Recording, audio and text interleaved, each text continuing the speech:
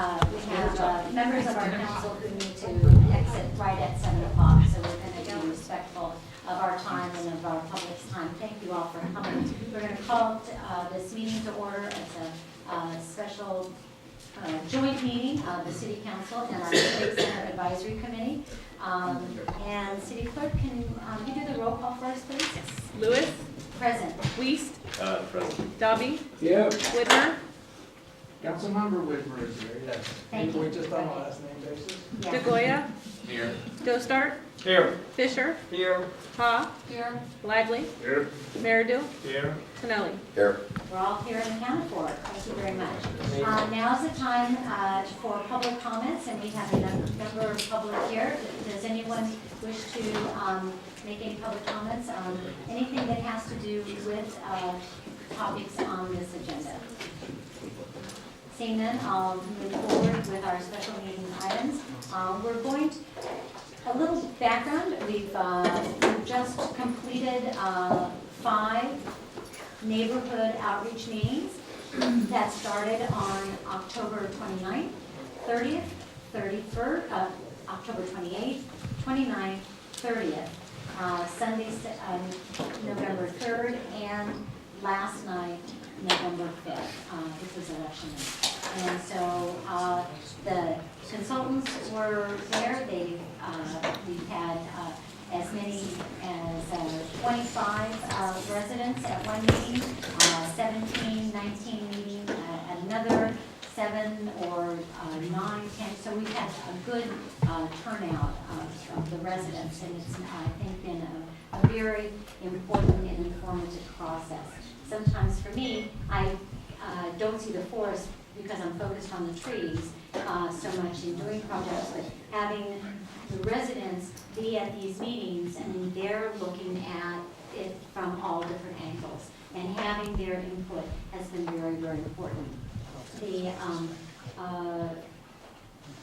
And I just want to, before we go into this, I want to acknowledge that we did have an election yesterday, and we have a new council member-elect, Rick DeGoya, who is now a council member-elect. So is that a bad thing to say? I think We're chuckling because Councilmember-elect DeGolia can no longer be a member of the CCAC because that would violate the quorum rule. Oh, well, sorry about that. But thanks for pointing it out and highlighting it.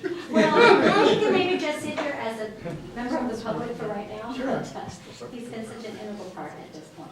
But, so we're going to let our consultants give us an overview, and there are a couple of members of council who haven't had the opportunity because of vacations or other business obligations that have not seen the presentation. So it's going to be a good chance for them to get to hear and see what the residents have heard and seen.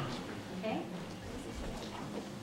So, do you need a different chair, Jim? Well, I'm gonna, if I want Do to you want to see sit? this. You want to sit right here? You want to sit here, Jim? Yeah.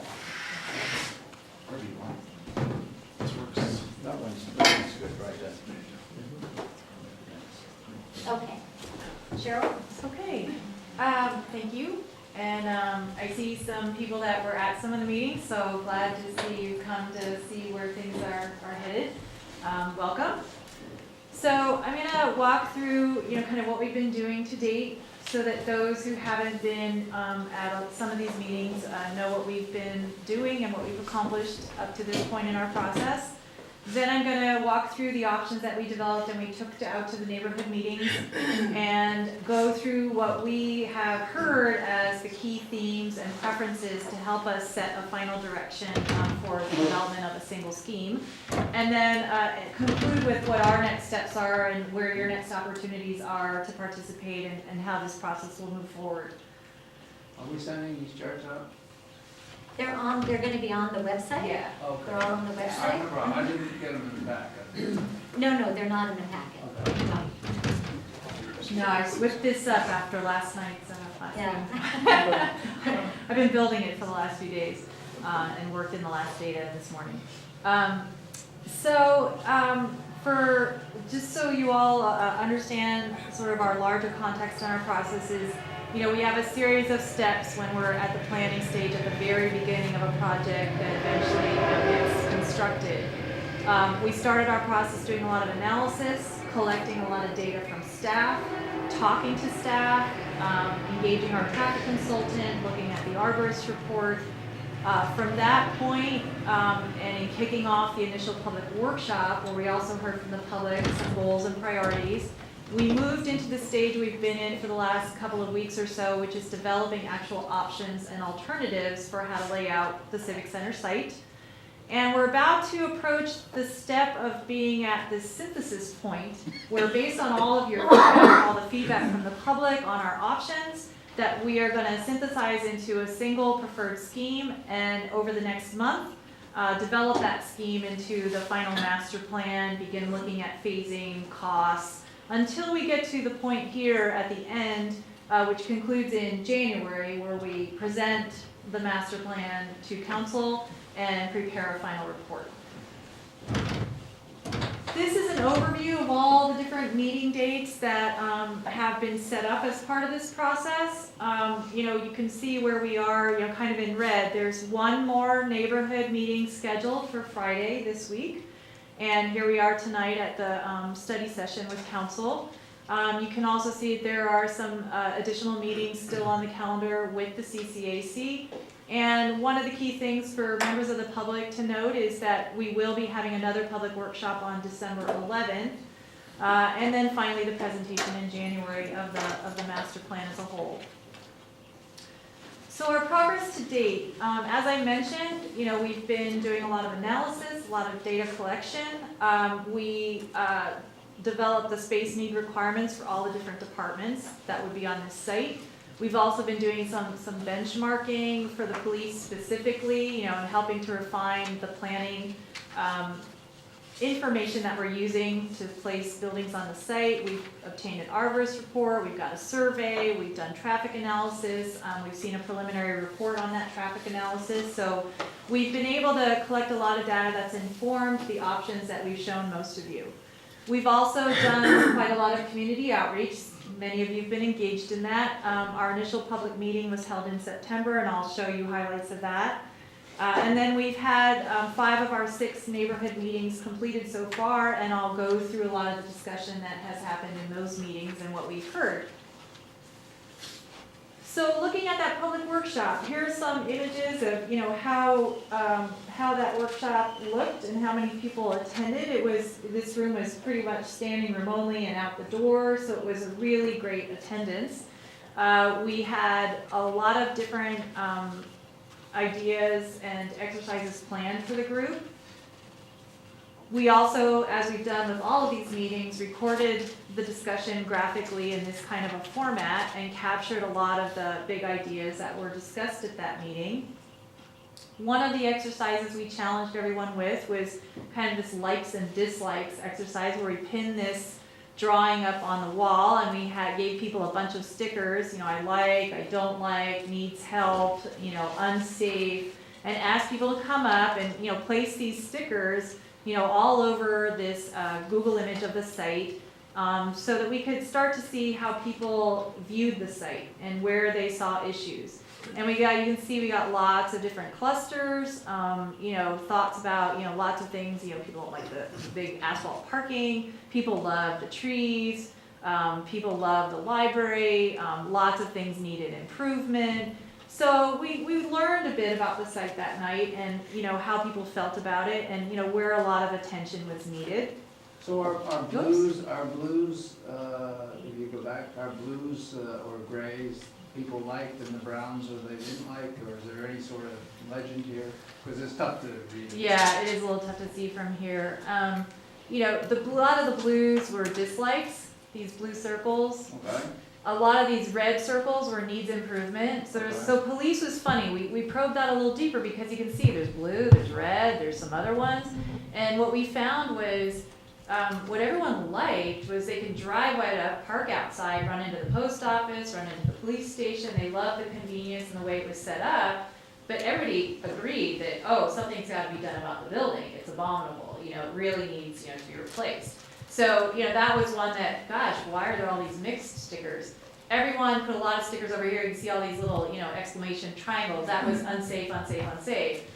People also periodically felt like the pedestrian passage through the site had a lot of safety issues.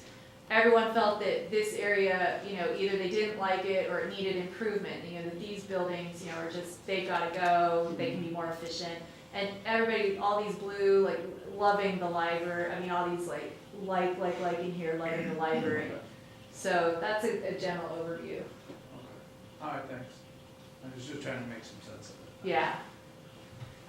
We also, as part of that meeting, broke people into groups, gave them kind of a blank site plan with the existing buildings and streets kind of wiped out, left the trees on there, and, had people just sort of have at it. What would you do?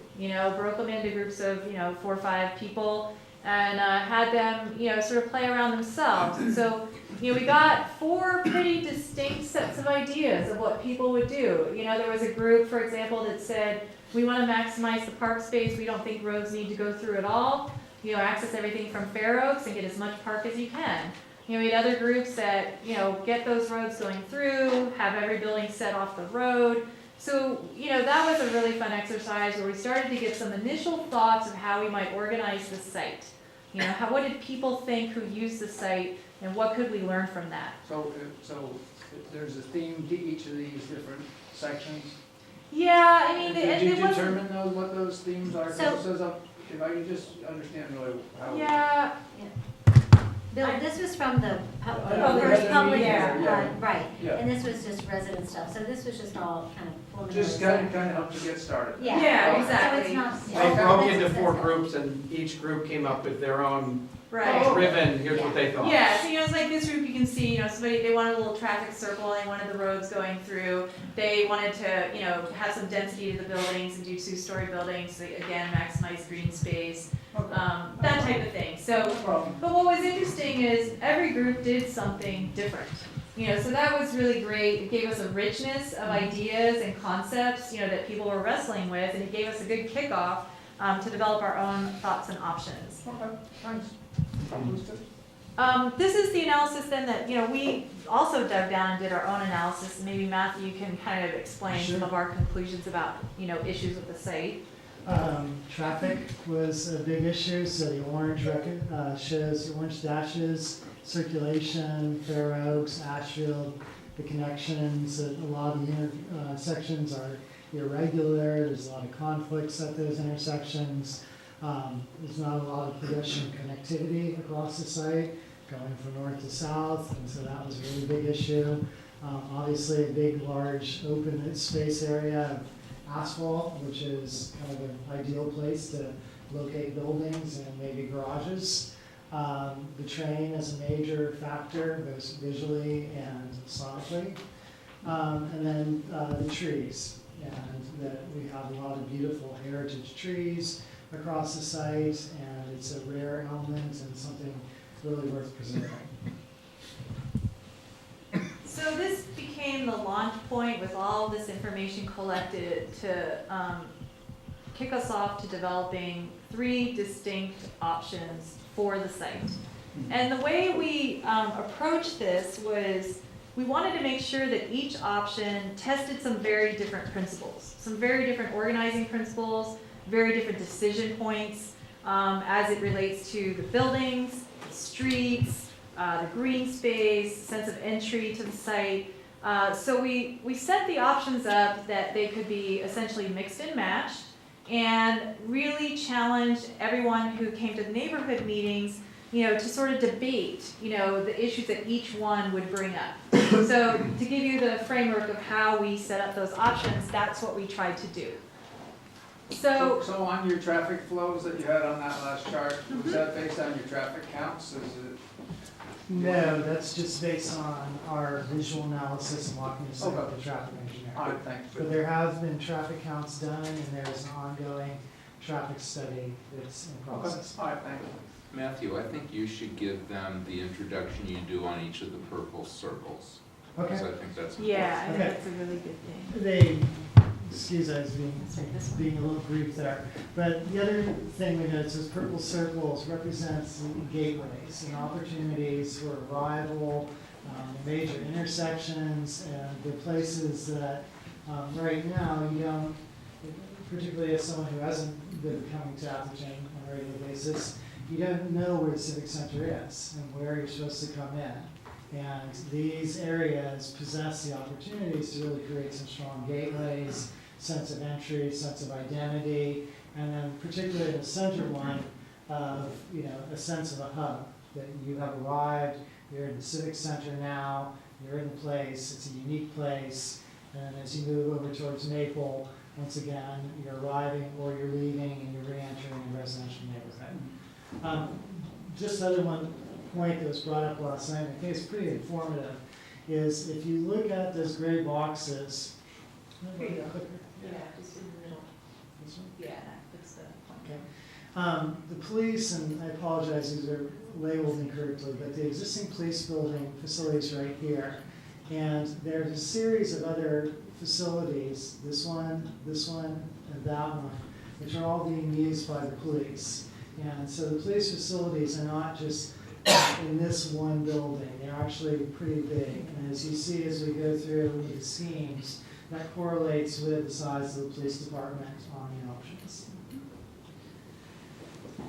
One of the other things that you'll see in the options that we're testing, and one of the things that our traffic engineer has weighed in on is, what he advised in terms of through street connections and what the recommendations were. So as we go through the options, we'll also speak to that in terms of, pros and cons and what's being addressed. So option one. So the big idea here, is that all of the program is contained in a single building. And it's a 2-story building, and it has underground parking. So that's the essence of the organizing principle of this scheme. And what that additionally allows is an ability to maximize the green space or park space on the site.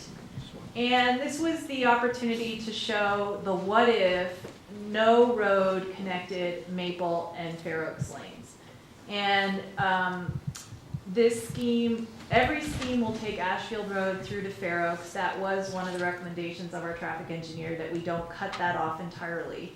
But these are the highlights that we base this scheme on. And Matthew, maybe you can be a little more specific, in terms of walking through. Well, could I ask, so does this one mean that the council chambers are demolished? We've shown this dash because this was the scheme we tested that. If this stayed, it would be its own thing. We would find a repurpose.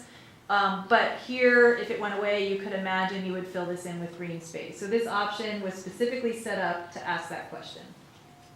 Yes. Is it a question and answer? I don't know. meeting? Yeah, so let me just kind of set the stage a little bit. There are 3 options, and they're all very different. And as Cheryl was just saying, there are elements in each option that are meant to trigger a response from you, whether you like it or you don't like it. And then I think it would really be best if we maybe go through all 3 options and not just get hung up on one, because then you can mix and match, and it's not just choosing one plan or the other. It's, I like the element of plan number 1, but I like plan number 2. So that kind of mix and match. You want to add something? Yeah, no, I just want to emphasize that point. So the idea here is that you will respond positively or negatively to different elements of each option, and ultimately pull together those elements you like into a coordinated plan, but you don't have to just go for one of these plans. And Elizabeth, can I, Yes. If- go ahead. I'm not in charge of this meeting, but No, but I was going to say, and then there's a question and answer. yeah, so what I was gonna just suggest as a format Sure. is, I think what we're trying to show you is the process we've been through. Right. And then we've done an enormous amount of data collection by neighborhood meetings, public outreach. Cheryl's gonna go through all that, and then she's gonna summarize it into here's where the public seems to be coming out from these meetings. And my gut is, at that point would be the great point to say, how do you feel about all this? Yeah. Yeah. Because I think you may have a lot of duplication. Because we had a lot of feedback come back that you may be feeling yourself. So is there some sort of like questionnaire we're supposed to fill out? Verbally. You'll see, there'll be a. Yeah. Yeah, we'll show you So what we this is shared. just to share with you what we went through with the public process, Okay. okay? It's more like receive information at this point, Well, no. and then, Yeah, and then I would think we'd say, hey, what do you like about it, what you don't like about it? That's exactly what Fill it out. happened. So why don't we fill And this? they had a Yeah. vote Yeah. at most Yeah. places on to which option people liked. So that's why Yeah. I think it's important to go through the whole Right, thing. go through the Yeah. whole And thing, then- yeah. And one of And the then we'll come reasons back for to this that, and we'll say, Yeah. Yeah, if exactly. we Because have you time. may say, I have Definitely. different feelings. oh, there's a than- stuff I like and I there's get stuff I it. don't like. Yes. And you need to decide upon. yeah. Yeah. So let me help you with that too. So first of all, we're gonna go through each option. You know, I'll give the overview, Matthew will walk through step by step. And then if you have questions, you wanna make sure you're understanding what we're saying, please ask those now as we go through each option. What we did for each of the neighborhood meetings, which helped everyone there give the best feedback, was we went through each of the options so that you could see all three before making comments, so you understood the differences. Then I'll go through what comments we got at each of the meetings and our synthesis of the themes that we heard. And then I would really like to hear from all of you, you know, how you view this, what your comments are. You know, we can use the chart, you know, of questions we were using at each of the meetings to help understand your comments. So if that works for everyone, I think that's what I'll plan to do. That's a good one. Okay, so Matthew, maybe you can go through more step by step this scheme. Sure. So I'll go through this diagrammatically, starting from the left. The first area that we studied very closely was Fair Oaks Lane and the intersection and the train crossing. And went through a lot of discussion and analysis of the traffic engineers, and they highly recommended what we do here was regularize this. So basically, try and square it up, give you a standard T intersection, which you see right now. And so it's really clear where you enter into the site, and it also gives you an opportunity for the stop right here at Fair Oaks, and then control traffic as you're coming in on Station Lane. 2 entries from Fair Oaks onto the site, one that connects down to Ashfield, and then the Station Lane would continue through. But on this one, we purposely put out the idea of what happens if Station Lane doesn't go all the way through. We provided a turnaround area. One of the features to allow us to do this is the current train station actually sits approximately right there, right where I'm going back and forth over. And there's also the property line jogs down to accommodate that train station. So to do this, what we have to do is move the train station and put it on there right away right in here. And then it becomes a central focus off of this central core space, open space element. And then there's a drop-off area right here for commuters. And then we've matched the same amount of parking that's existing right now. Currently, there's 33 spaces. We have 33 spaces all within their right-of-way. Another feature that we heard loud and clear was the idea of convenience parking. And people are one of the things that they find very attractive and nice about the current Civic Center is that you can park immediately adjacent to the city services that you want to use. The post office, administration, building departments. So that's what's right here, and then there's additional parking down here to access out into the park. This is one large building. You would have a parking garage that would basically go all the way to the edge of these trees, back around like this, and then up over like that. One of the tricks of underground parking or challenges is how do you get into it, and how do you do it discreetly and do it elegantly. Spent a lot of time looking at this, and the solution we came up with was ramps on either side, so you could come in this way, or you could come off of Fair Oaks, down station lanes, and enter this way. The vision too for the parking in this scheme is the parking is underneath is dedicated to staff and for police. The police have a lot of parking needs that are probably not the most attractive needs, and so putting them down in the garage really solves a lot of problems, and it also creates a secure environment for all of their vehicles. Other key features is a large public plaza, open space, patio that's immediately adjacent to the council center, council chambers, and then the library right here. And the vision is that you have very active uses in the library or the council, and that they could spill out over into this public space. It could basically would open up into a large lawn, open space, park-like area. On this scheme, we have kept the courtyard. The courtyard opens off into Maple. It'd be heavily screened, and it's we've coordinated very closely with city staff, and it's of the size and character that they would need to maintain the current uses. As Cheryl mentioned, we have a ghost here of the council chamber. We look forward to your feedback on that. And then one other element that we included in the park was the idea of a playground. And that came up because people were concerned that the park would just be a big green space. How would it actively be used? And so in this particular scheme, we're proposing that you have a playground. With parks, you can also program them. You could have big public events out in this area.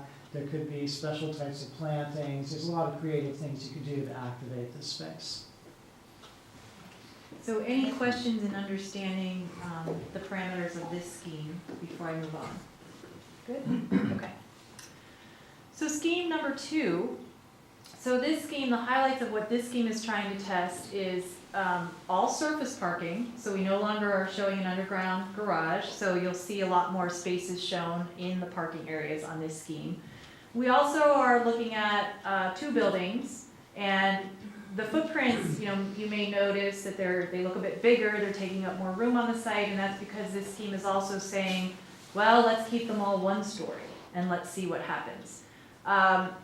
Station Lane goes through and it connects Maple and Fair Oaks. Ashfield goes through, it's a little more tortuous, so we can save a few more trees as it winds its way through to Fair Oaks. And the main highlight is that between the buildings, we're preserving a completely pedestrian center. The idea being that you approach this civic center from the edges and park, and you walk in and go to whichever facility you want. So you can park all along the edges, the whole way across the site. But in the middle, it's pedestrian only. So cars do not pass through or between the buildings, and you have an experience for the pedestrian that can be completely safe and protected from vehicular circulation as you go and do your business at any of the buildings and functions on the site. So Matthew, you want to go through more of the specifics? Sure. Starting at Fair Oaks, T intersection again. And this time there's a signature oak right here. You're probably all familiar with it. It's right by the train station. It's very picturesque, very beautiful.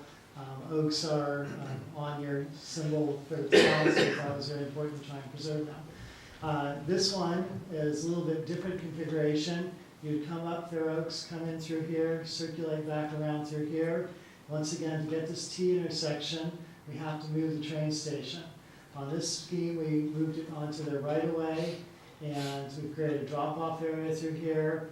And then this is, you could circulate through like this. This could be parking for the train station. And then with this one, Station Lane continues through. Another thing you'll notice is that there's no courtyard. We dashed in where one could possibly sit, but we wanted to pose the idea that the courtyard doesn't exist within the Civic Center, that it gets relocated to another site within the city. And that is critical that it stays within the city of Atherton. You can't move it out. Ashfield comes up and through, a bit more tortuous path right here, but once again, it's to preserve all these oaks, and there's a lot of existing trees back in here that provide cover and protection for the adjacent residences.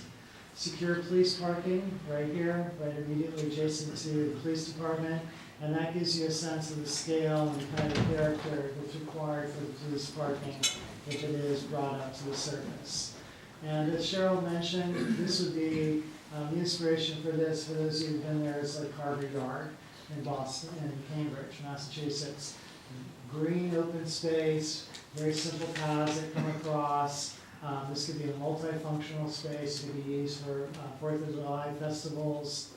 And then the other thing that we try to do is the council chambers has a large open space patio immediately adjacent to it. And then the entrance into the city admin, the same thing. So there's opportunities, outdoor spaces here for events to spill out. Same gesture over here in the library. This scheme, this one poses the idea that this building that we're in is actually integrated with the new library, and there's a lot of different ways it could be used. It could be used as a reading room. It could be used as a maybe kind of a gift store or friends of the library facility, or it could even be used as a main entry.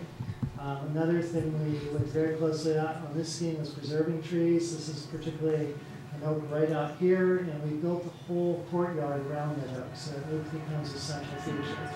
Obviously, Central Station Lane dances around the existing oaks. There's some beautiful heritage oaks out in the courtyard. They've survived many years with lots of asphalt. We're confident that if we're able to liberate the asphalt from them, that they will continue to thrive. Can you talk about the bike path or pedestrian path? Yeah. Kind of highlight that. Yeah. So in the first scheme, for those of you who remember, there was kind of this very meandering path and wiggled around. And that came from one of the comments at the public workshops, that people wanted the idea of this garden walk and this path that you could kind of lose yourself on. Think of Holbrook Park when you go on a jogging trail back along into those oaks. That didn't really provide a very clear and direct pedestrian or bicycle mode of transportation across the site. A lot of public feedback about that and interest in it. And so in this scheme, starting over here, you have a very direct pedestrian connection that takes you all the way out to Maple. This could be a joint use. There could be bikes on there. It's usually not a good idea to mix bikes and peds. This is very pedestrian oriented, lots of paths through here, easy to get through. And the vision on here is that bicycles would share station lane with the cars. But that, as we move forward, can be very clearly articulated and integrated into the plan. And if it's a strong desire, we can create dedicated bike lanes and pedestrian lanes. So why would you just dump it into the middle of Maple Ave when the majority of the bike paths are going to go out to, for the kids, they're going the other way along Station Lane? I would have thought you'd gone through, so the people in Lloyden Park could have gone through and got out to the park where they can cut through and they go over to Ensign School, as opposed to coming out in the middle and then they have to cross and then go up to a dangerous intersection. That's a good point, and we'll definitely look at that as we move forward. There are a stand of oaks right here, which are providing a lot of visual protection and privacy from the trains, but we could easily bring the bike path up here. Kind of the problem we run into is that immediately we get off the Civic Center site, there are no pedestrian facilities, Oh, yeah, we know that. no sidewalks. So particularly here, I showed a very hopeful arrow that there might be a future connection. The same thing over here. That, it's hard, maybe we set a precedent on this site. Well, some of these streets would probably be shared streets as opposed to, Yeah. segmented, Yeah. but yeah, my only question, and I don't mean to belabor the point, would be going out in the middle of the road when the traffic really is going to go up Absolutely. Yeah, I at think the top. that's a good point. That's a very good point. I think the resolution of the courtyard location will then help inform that as well. Absolutely. So, how we have to work with that or not work with it. Yeah, so on your courtyard, you said there's a dashed line. Yeah, I have failed eyes, but maybe you could show me where that was. It was, here, it's, again, be somewhere down in this corner, maybe this is not where you would actually enter. You'd enter off of our station road and take out a couple of trees.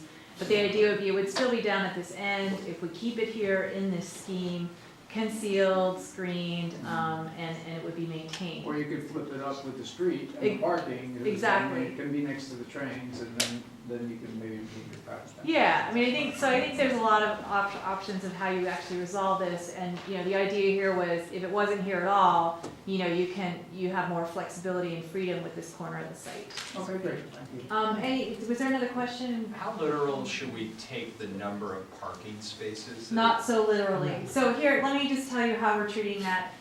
We've worked with staff to understand the parking demand in terms of staff, police, daily visitors, peak visitors. We also understand, what zoning ordinances and requirements are, so we've tested it for that. We've also compared it against what's here now, so that each scheme is comparing to how much of that we're replacing. And we will be having a conversation with Caltrain to help verify, what is desired to be maintained for train parking. So that's how we've approached it, and each scheme does differ in how many spaces it can achieve. But there's also potential in each scheme to add more or take away more depending on where we conclude, underground parking impacts that, et cetera. So, like an impact, one of the things we're using the train, because the train doesn't stop here during the week. Right. Okay, but during the week, we have construction Yep. people, and so, That and came up that's actually a been a lot. very positive thing. So we need to actually look, not how many people use the train, but look at how many of the average construction days that we're having people here, so that we can continue that process. So, and have ample parking, because that's going over very well, and it's a growing thing. And that came up at every neighborhood meeting, which we could discuss as we get into discussion. I think having a deliberate decision to help us understand what we should finally provide is gonna be important. Continuing or not continuing that practice does have an impact. Okay, any other questions in understanding scheme 2? Okay. Scheme 3. So the highlights of scheme 3, you can see here that we've brought vehicular circulation into the center of the complex, and this allows Ashfield Road to connect with Station Lane and be able to go in both directions. Again, continues to maintain the connection between Fair Oaks and Maple. It, kind of randomly, it just says, okay, create this circle, mostly focused around keeping these really key specimen trees. But create some type of town square that's really attractive and pleasant to be in. Wrap the buildings around it, again, to create a sense of place.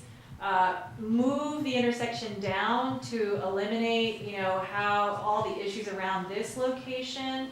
And this scheme, pretty much resolves itself like this, with secure parking off of here, station parking up here. So, buildings are a mixture of 2-story and 1-story in this scheme, to keep sizes, a little bit dense, but not, really all 2-story. This scheme says we are saving this building and we are going to try to reuse it as council chambers. So those are the main highlights of this scheme and what it's trying to test. It's really the street configuration, the different interpretation, of the town center is really what this scheme is after. There is no underground parking, once again.